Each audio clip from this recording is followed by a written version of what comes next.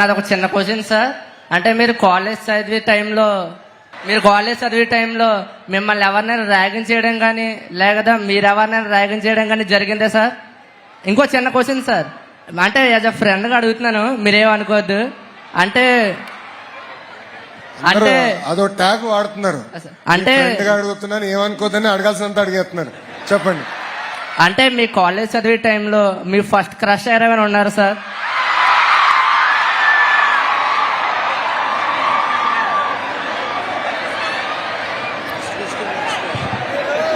భరత్, నన్ను ర్యాగింగ్ చేసినట్టున్నారా Naina? It feels like you are ragging me. కాలేజ్లో నన్ను ఎప్పుడూ ఎవరు ర్యాగ్ చేయలేదు.